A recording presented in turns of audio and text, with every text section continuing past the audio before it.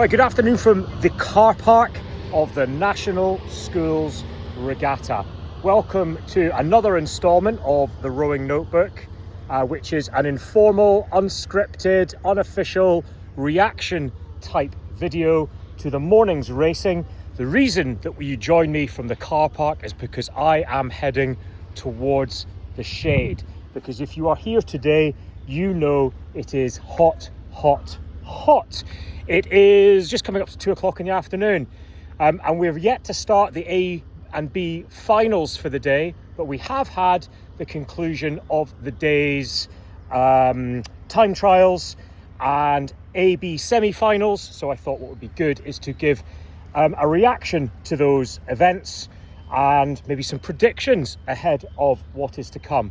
But before we get any further, I've dropped my sunglasses on the ground, and because this is a one-take affair, we'll call that an outtake, but we'll include the outtake. There we go. But before we go any further, let's talk about the conditions, right? Because if you're tuning into the live stream at all or anything like that, you'll know that everybody's talking about the heat. People have been told to wear hats. I've taken mine off because I just don't do hats. I just look very bad in it. But it's very sensible to wear a hat here today if you can. But in general, we're seeing the times a bit suppressed from what we saw yesterday. Yes, there is less of a tailwind today. In fact, as you look out over the lake, and maybe you can see some of the flags, there's negligible wind whatsoever. If anything, there was a light crosswind for this morning's time trials, but now really nothing to speak of. But I think if anything, it's going to be the heat that is going to be suppressing a lot of the times.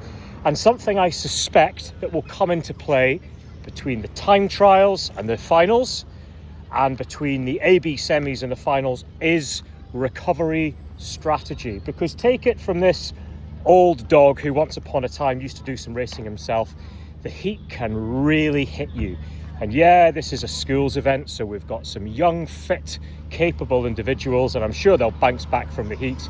But if you do get sapped, it's very, very hard to be able to lay it back on the track later down in the day. So hydration, recovery strategies are going to play a part in this. If you've got a favourite recovery strategy or cooling strategy, stick it in the comments beneath this.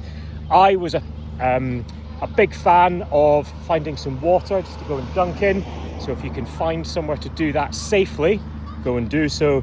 Otherwise, a wet t-shirt around the head is always a pretty good idea. But one of the things that's probably worth reflecting on is the Dorney facilities itself. Dorney is a lovely lake to row on. On a day like this, it's especially lovely, right? However, it ain't got many facilities. The reason it kind of works on a day like today is if you've got a tent you can stick up, or a marquee or an air-conditioned something you can go and hide in. But aside from that, there's not really a building where you can go and get out of the heat, cool off and sort yourself out. So we've got Met in a couple of weeks' time, 1 week's time. We've got Marlow a few weeks after that, and then whatever else follows. I do think it's worth bearing in mind, if you're coming to race at Dorney, plan for it to be honking weather.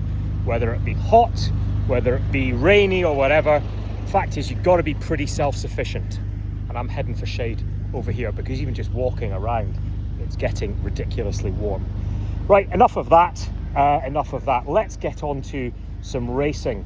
Let's first of all look at the Championship Girls double sculls from this morning.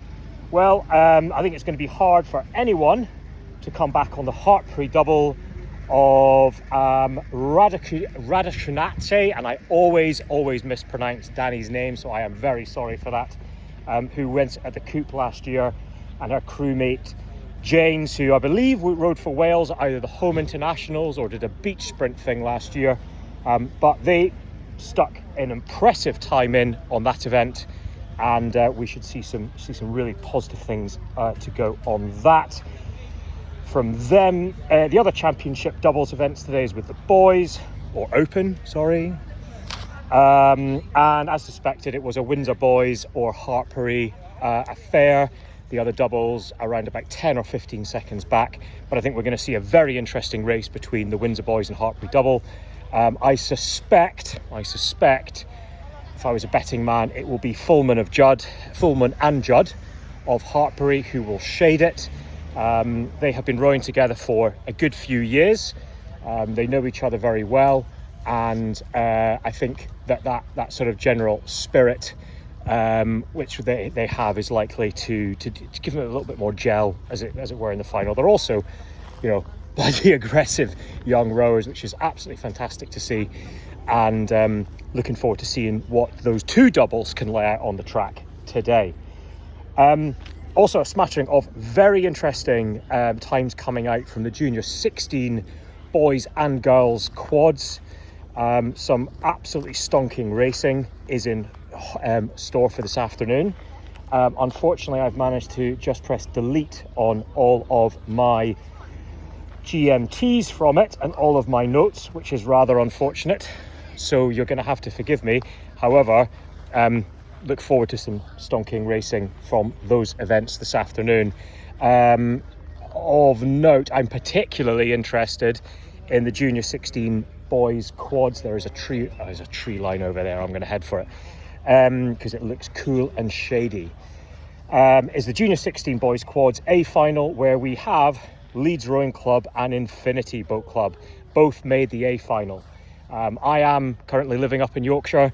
I've had the privilege of rowing with those two programs over the last few years, and both those crews have made it into the A final.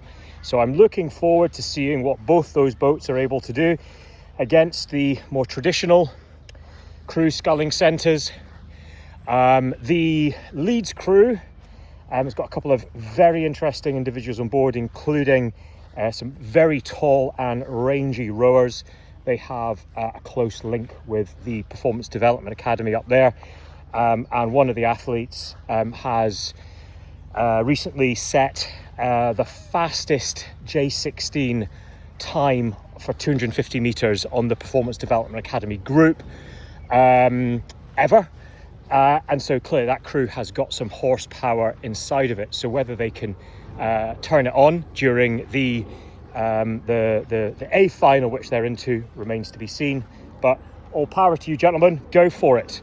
The other one that I'm really interested in is Infinity. For those of you not tracking it, that's a club founded by former Olympian Stephen Peel, who set up in Stockton-on-Tees.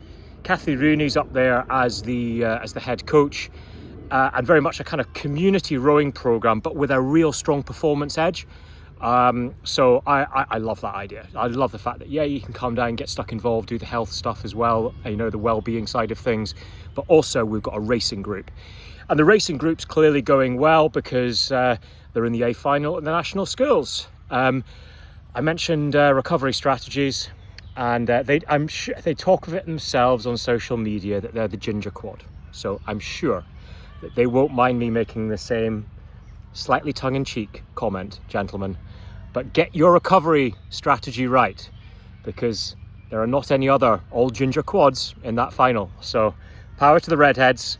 Go and get nice and cool, slap on the Factor 50 and go out and enjoy your final. I'm looking forward to seeing what you can do.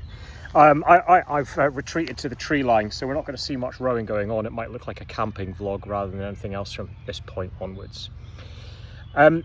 Right, let's talk about some of the AB semi-finals. But before we talk about that, we've had a championship final today already in the women's, so the girls' championship 8s. The B final was a rather widely spread out affair, but if we look to the A final, some flippin' brilliant racing. By jingo, did I enjoy that. GMT, I'll tell you the story first before I tell you the GMT and who set it. First of all, my prediction was right from yesterday. I said that the podium was between three crews, Headington, Shiplake and Teddy's, but I wasn't sure what order it was going to be, and I was right. at least rightish. In the back of my mind, I did have an order, but I didn't share it because I wasn't all that confident. But with 500 metres gone, Teddies were in the lead, Headington in second, and Shiplake in third place.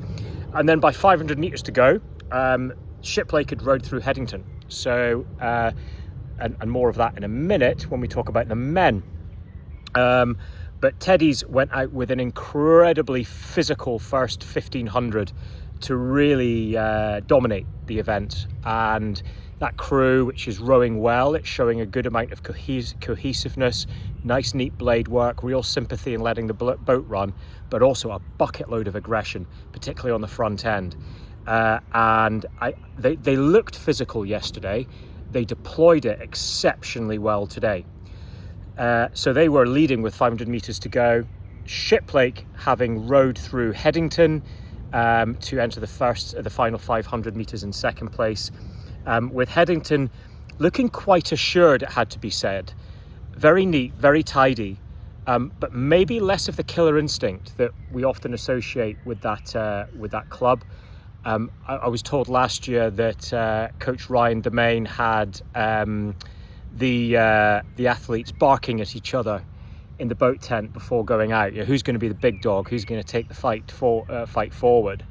And maybe the fight in the dog today didn't seem as big as perhaps last year.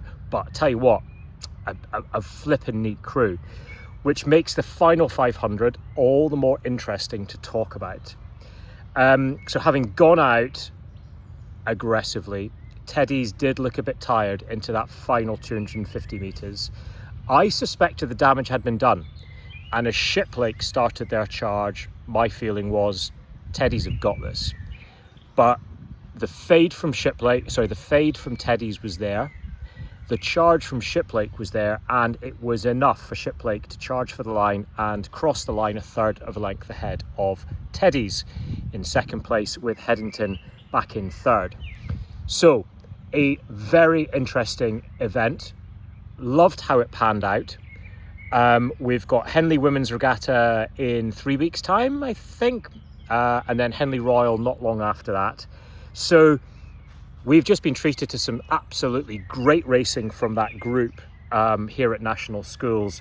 And, well, the cat has not necessarily amongst the pigeons, that's the wrong way to put it, but I'm looking forward to seeing what happens over the next few weeks, because the margins were tight, right? Everybody had overlap, and a lot can be done in the intervening time to go and find some speed, maybe lose some speed, because we have exams to figure out as well for this group as well. And obviously the match racing between the booms at Henley is an entirely different affair in many regards. Also, so if you're involved in that race, first and foremost, thank you. I loved it. I was also watching it with my 7-year-old daughter, who was captivated. She'd been watching Octonauts for the last half hour, and when that race came by, she was transfixed. So ladies, thank you very much for that race, and thank you for distracting my 7-year-old daughter from Octonauts, which is no mean feat, trust me. Let's flip from big women's boats to small women's boats and the Championship Girls single sculls. Bit of a tight affair here. But based on the semi-finals, I think it's a fairly nailed-on podium for Bell, Hudson Halls and Warnock. Bell from, I think, Wallingford, Hudson Halls from, I believe, Hartpury, and then Warnock from Glasgow Rowing Club. I will be interested to see what Milner and Andrews might be able today. Milner from Bradford and Andrews from St Andrews, I believe. No, Andrews is from Grange, up north as well. So I think we've got a top three, but then we've got a good tussle between the likes of Milner and Andrews, who knows, in the heat of the final, might be able to do something there to upset the running order. And when I say the heat of the final, that's not a quip. On the heat of the day, it's more about the psychological heat of the event. Right, moving on to the Championship Boys event. Semi-final one with Masters from Grange, followed by Page from Hartpury and Cousins from Leander. and Shaw from Camus. Semi-final 2, Pekulis from Lee, Ferguson from George Watson's College, Gamble from Hereford, followed by Finlay from Notson Union. Looking at the times, it looks like Masters, Pekulis, Ferguson is the running order, with the minor placing still to come. I, however, had the pleasure of going up to the start to watch this event. And I think that Pekulis, given his horsepower and his extra experience, will be in a position to overcome Grange in what will be a very close fought final. Do not rule out Ferguson though. Equally, Page and Cousins will be engaged in a big tussle between themselves, and who knows what that might transpire through to in the wider running order. So I think we're on for another really good event there, but I'm going to put my neck on the line now and say Pekulis for the win. Let's look at Championship Boys Quads. Right, not as clear-cut as I thought. I said yesterday that I thought Windsor Boys were going to use their greater experience, I'm going to start moving around a little bit, to overcome. But based on the semi-final, where we saw some excellent rowing from Borlace, Marlow, Hinksey, Leander, Clare's Court, Tideway Scullers, I'm not sure which way this is going to go. So semi-final 1, it was a strong performance from Leander Club, who, having rowed well at Wallingford and better at the Junior Sculling Regatta, I thought today looked like a crew who'd moved on again in terms of their level of confidence. They were rowing exceptionally well on the front end, picking up the boat nicely, and they're clearly looking like a physical unit. Very neat blade work, but it's flat pan out there, so it's hard not to be, if I'm honest. However, I suspect that is going to be a tough crew to beat. Borley's looking full of confidence following their result at the Junior Sculling Regatta. So I am going to revise my my prediction, and I'm going to say, basically, stick your names in a hat. If your name's Borley's, Leander or Windsor Boys School, draw them out in any order and you know as much as me. But I think it'll be one of those three on top of the podium, or it'll be those three on the podium. In what order, I just don't know. If you want to know, go and look at the final, because it's going to be a good one. Clare's Court and Tideway Scullers, I think they'll be chasing in for the 4th place. They are both looking pretty tidy. I really like the way Clare's Court had rowed at the Junior Sculling Regatta. I thought that they probably underperformed getting into the B final there. I think they got more potential than they showed. So it's good to see them in the A final here at National Schools, and it will be great to see what happens for them between now and Henley Royal. But they've got the final to deal with first. Tideway Scullers, they've got Joe McCarthy on board, who was at the Junior Worlds last year in the double. He was one of the stronger performers in seat racing last year, and is definitely a strong athlete. However, I think that crew just don't seem to have gelled in the same way that some of the others have. So I will be interested to see what happens with them in the final, and I'm sure that their club, with the pedigree that they've got, will be working exceptionally hard to develop that high potential unit between now and Henley Royal Regatta. In the women's event, the Championship Quads, the form book, the semi-final went largely by the form book. Scullers and Wycliffe were clear ahead in semi-final 1, and a very assured Marlow crew quite a way ahead in semi-final 2. Whilst it was a George Heriot school that finished second in semi-final 2, I had my eyes on Maidenhead, who looked like a crew who were rowing well within themselves and thought that, you know what, I'm nailed on here and I'm just going to keep going, because they looked confident, like they were going to go and qualify. So that was good to see. Marlow and Tideway Scullers, who were the two winners of the of the semi-final 1 and 2 respectively. They tied on time, but as I said, the Marlow crew, they had clear water, they looked neater, they looked tidier, and therefore prediction is going to be that the Marlow crew convert the pace which they clearly have got in the final and take the win. I think Scullers will come in second with Wycliffe a valiant third. I will be interested to see what this Maidenhead crew can do, and the George Heriot's crew, they're clearly pretty pacey, but they did look like they were working a lot harder in that semi than the Maidenhead boat, which is why I am putting Maidenhead as my marginal favourites over them. Right, we move now on to Championship Men's 8s. Good stuff. Right, so semi-final 1. After 500 metres, the running order was Radley, Bedford, Shiplake and Teddy's. And much like the women's event, after a... Hey, how are we doing, Team Yarm? You all right? Yeah, good, thank you. Good. It's just a bit warm. Yeah. You know, us northerners. Team Yarm doing well there. 2 boats, I think it's at the B finals of the quads event, so good to see that that programme up. Not too far away from Infinity, of course, but good to see them doing good things in championship events. They've got a couple of outstanding athletes coming through the programme there, yeah, I think keep your eyes peeled over the next couple of years, particularly on the female side, for athletes coming through from Yarm. But going back to the championship events, so semi-final 1, 500 metres gone, it was Radley, Bedford, Shiplake, Teddy's.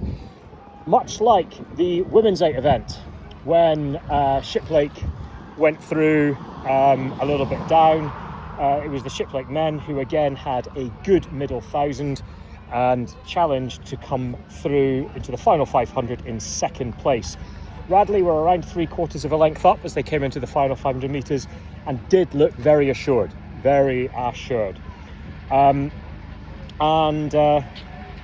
Yeah, those crews went on to qualify. In semi-final 2, St Paul's looking like their normal, very coherent, very pacey, very physical selves. But the other crew that really stood out to me into the final 500 metres was Hampton, who came in with an absolute stormer of a middle 1,000 metres. So good to see the yellow of Hampton back up there. However, it was KCS and Westminster who had a very physical final 500 metres and both rode through Hampton. So the qualifiers from semi-final 2 were St Paul's, Hampton, KCS and Westminster. A quick nod to Eton, please, who didn't qualify. They failed to qualify for the A final by 0.3 of a second. I referred to them yesterday as the napping giant, and I'm gonna reiterate that again, because today it was the raciest I've seen that club in a long time, and I think about time as well that Eton is back up, nipping at the heels of the top programmes, which is where it belongs, and where, quite frankly, British rowing needs Eton to be producing great 8s and athletes for Team GB.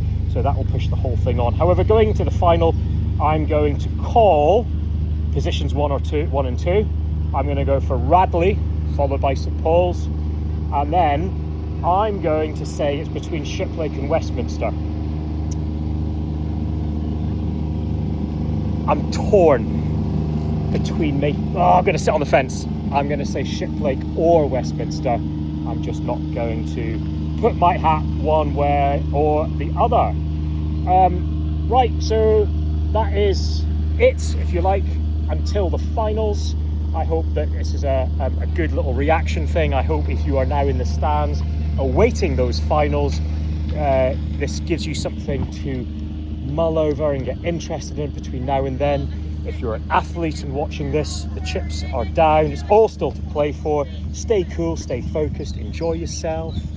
And I'm gonna hit the grandstand. Meanwhile, I'm just walking past the Borlays bus. Well done, Borlays. Let's see what they're gonna do.